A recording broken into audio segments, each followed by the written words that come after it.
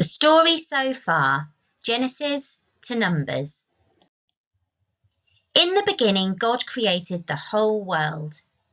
He made light and dark, the earth, sea and sky, the plants, the sun, moon, stars and planets, fish and birds, and animals that moved on the land. God saw that his creation was good, but he saved the best for last. He made people. Adam and Eve were made in God's image and were told to take care of the wonderful world God had made. But the people God had made decided they wanted to live their own way, not God's way. Sin entered the world.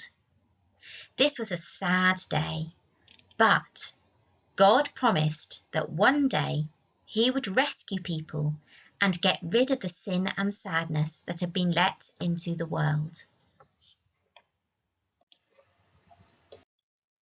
Many years passed. Adam and Eve had children and grandchildren and great-grandchildren, and they all turned away from God and decided to live their own way. This made God sad, and God sent a flood over the whole earth to wash away all the hate and sadness and everything that had gone wrong and make the world clean again. But a man called Noah loved and followed God. God saved Noah and his family from the flood. It was a new beginning in God's world. God made a promise to a man named Abraham. He said that he would give him a really big family, that he would have as many children and grandchildren and great-grandchildren as there are stars in the sky. God said Abraham's family would be his special family, God's people, and that through Abraham, everyone on earth would be blessed. What a big promise! Even though he and his wife Sarah were too old, God gave Abraham a son called Isaac. Isaac had a son named Jacob. Jacob had a son called Joseph. God used the bad things that happened in Joseph's life for good.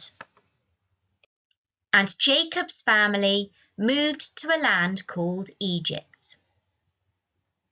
400 years later, God's big family, Abraham's great-great-grandchildren, had grown into a great nation called Israel in the land of Egypt. The Egyptians hated the people of Israel and forced the Israelites to be their slaves.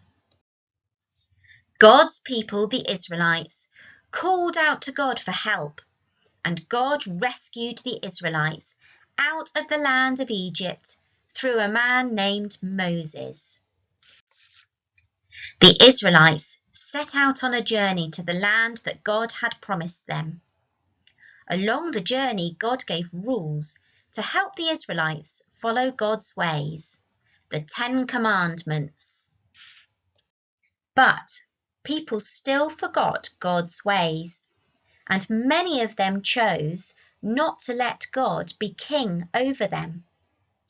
So God's big family, the Israelites, wandered in the desert, struggling and complaining for 40 years before they could enter the land God had promised them.